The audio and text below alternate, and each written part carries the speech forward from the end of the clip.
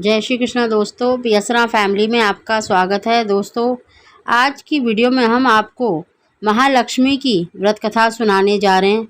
भाद्र माह के शुक्ल पक्ष की अष्टमी से लेकर आश्विन माह के कृष्ण पक्ष की अष्टमी तक 16 दिनों तक माता लक्ष्मी की विशेष कृपा प्राप्ति के लिए व्रत धारण किया जाता है। इस दौरान विशेष प्रकार से माता लक्ष्मी की पूजा अर्चना की जाती है, जिससे व्यक्ति के सभी प्रकार के दुख और कलेश दूर होते हैं और धन धान्य की प्राप्ति होती है तथा सभी प्रकार की कामनाएं सिद्ध होती हैं। तो दोस्तों, आइए जानते हैं माँ लक्ष्मी की व्रत कथा। बोलिए प्रेम से माता लक्ष्मी की जय, सर्व देवी देवता की जय। एक समय महर्षि वेद व्यास जी हस्तिनापुर पधारे। उनका आगमन सुनकर महाराज धृतराष्ट्र उनको आदर सहित राजमहल में ले गए। स्वर्ण सिंहासन पर विराजमान कर चरणोदक ले उनका पूजन किया। श्री व्यास जी से माता कुंती तथा गांधारी ने हाथ जोड़कर प्रश्न किया कि हे महामुनि, आप त्रिकालदर्शी हैं, अतः आपसे हमारी प्रार्थना है कि आप हमको कोई ऐसा सरल व्रत तथा पूजन बताइए जिससे हमारा राज्य, लक्ष्मी, सुख, संपत्ति, पुत्र पौत्र आदि व परिवार सुखी रहे। इतना सुनकर श्री व्यास जी कहने लगे कि हम एक ऐसे व्रत का वर्णन करते हैं जिससे सदा लक्ष्मी जी का निवास होकर सुख समृद्धि की वृद्धि होती है। यह श्री महालक्ष्मी का व्रत है, जिसे प्रति वर्ष आश्विन कृष्ण अष्टमी को विधि व्रत किया जाता है। तब कहा कि हे महामुनि, इस व्रत की विधि हमें विस्तार पूर्वक बतलाने की कृपा करें। तब व्यास जी बोले, हे देवी, यह व्रत भाद्रपद शुक्ल अष्टमी से प्रारंभ किया जाता है। इस दिन स्नान करके 16 गांठ के धागे के डोरा को बनाया जाता है। उसमें 16 गांठ लगाइए, हल्दी से पीला करें और प्रतिदिन 16 धूप व 16 गेहूं डोरे को चढ़ाएं और आश्विन यानी कि कुवार कृष्ण की अष्टमी के दिन उपवास रखकर मिट्टी के हाथी पर श्री लक्ष्मी जी की प्रतिमा स्थापित कर विधि व्रत पूजन करें। इस प्रकार श्रद्धा भक्ति सहित महालक्ष्मी जी का व्रत पूजन करने से आप लोगों की राज्य लक्ष्मी सदा अभिवृद्धि होती रहेगी। इस प्रकार व्रत का विधान बतलाकर श्री व्यास जी अपने आश्रम की ओर प्रस्थान कर गए। इस समय के अनुसार भाद्र शुक्ल अष्टमी से गांधारी तथा कुंती अपने अपने महलों में नगर की स्त्रियों सहित व्रत का आरंभ करने लगी। इस प्रकार 15 दिन बीत गए। 16वें दिन आश्विन कृष्ण अष्टमी के दिन गांधारी ने नगर की सभी प्रतिष्ठित महिलाओं को पूजन के लिए अपने महल में बुलवा लिया। माता कुंती के यहाँ कोई भी महिला पूजन के लिए नहीं आई। साथ ही माता कुंती को भी गांधारी ने नहीं बुलाया। ऐसा करने से माता कुंती ने अपना बड़ा अपमान समझा। उन्होंने पूजन की कोई तैयारी नहीं की और उदास होकर बैठ गई। जब पांचों पांडव युधिष्ठिर, अर्जुन, भीम, नकुल और सहदेव महल में आए तो कुंती को उदास देखकर पूछा कि हे माता, इस प्रकार उदास क्यों हो? आपने पूजन की तैयारी क्यों नहीं की? तब माता कुंती ने कहा कि हे पुत्र, आज महालक्ष्मी जी का व्रत का उत्सव गांधारी के महल में मनाया जा रहा है। उन्होंने नगर की समस्त महिलाओं को बुला लिया और उनके 100 पुत्रों ने मिट्टी का एक विशाल हाथी बनाया, जिस कारण सभी महिलाएं उस बड़े हाथी का पूजन करने के लिए गांधारी के यहाँ चली गईं, लेकिन मेरे यहाँ नहीं आई।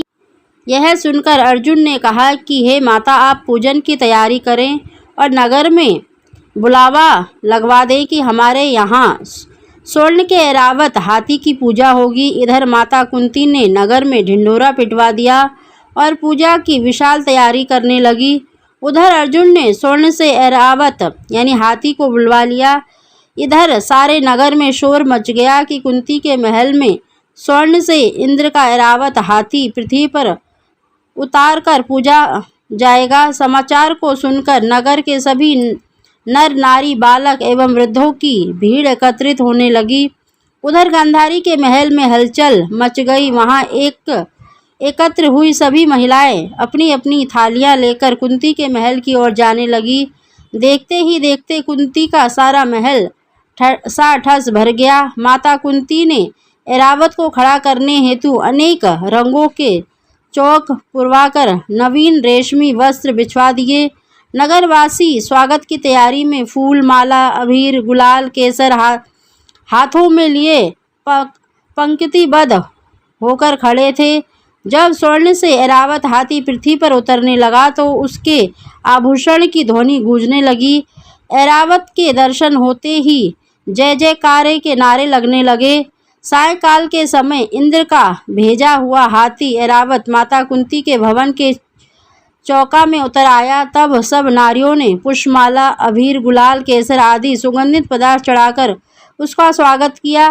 राज्य पुरोहित द्वारा ऐरावत पर महालक्ष्मी जी की मूर्ति स्थापित करके वेद मंत्रों द्वारा पूजन किया गया। नगर वासियों ने भी महालक्ष्मी पूजा की। फिर अनेक प्रकार के पकवान लेकर ऐरावत को खिलाया और यमुना का जल उसे पिलाया। फिर राज्य पुरोहितों द्वारा स्वस्ति वाचन करके महिलाओं द्वारा महालक्ष्मी का पूजन कराया गया।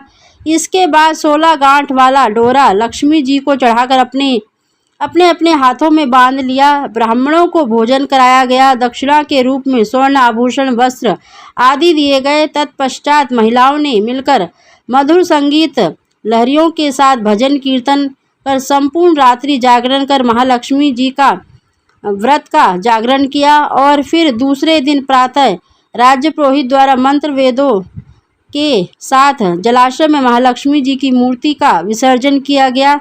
फिर ऐरावत को विदा कर इंद्रलोक भेज दिया। इस प्रकार जो स्त्रियां भी श्री महालक्ष्मी जी का विधि पूर्वक व्रत एवं पूजन करती हैं उनके घर धन धान्य से पूर्ण रहते हैं तथा उनके घर में महालक्ष्मी जी का सदा निवास रहता है। इस हेतु महालक्ष्मी जी का यह स्तुति अवश्य करनी चाहिए। महालक्ष्मी नमस्तुभ्यम नमस्तुभ्यम, सुरेश्वरी हरिप्रिय नमस्तुभ्यम नमस्तुभ्यम, दयानिधि तो बोलिए प्रेम से माता लक्ष्मी की जय, सर्व देवी देवता की जय। इस प्रकार से जो भी भक्त सच्ची श्रद्धा के साथ नियम और निष्ठा के साथ भाद्रपद मास के शुक्ल पक्ष की अष्टमी से लेकर आश्विन मास के कृष्ण पक्ष की अष्टमी तक 16 दिनों तक माता लक्ष्मी को प्रसन्नता के लिए व्रत को धारण करती हैं। इस दौरान उनका पूजन करती हैं, कथा श्रवण करती हैं, शुद्ध और सात्विक ता का पालन करती हैं, प्रत्येक दिन दीपादि का दान करती हैं। इससे माता लक्ष्मी की विशेष कृपा प्राप्त होती है जिससे घर की सभी प्रकार के दुख और दरिद्रताएं दूर हो जाती हैं। घर में सुख समृद्धि का आगमन होता है और माता लक्ष्मी जी की कृपा से सभी प्रकार के मनोरथों की सिद्धि होती है। तो आशा करती हूँ कि यह जानकारी आपको अच्छी लगी होगी। इस प्रकार से ज्ञानवर्धक जानकारी प्राप्त करने के लिए, व्रत पूजा के बारे में जानने के लिए, कथा सुनने के लिए चैनल पर अगर आप पहली बार आए हैं तो चैनल को सब्सक्राइब जरूर करें और बेल आइकन को भी प्रेस कर दें। आप सभी को जय श्री कृष्ण।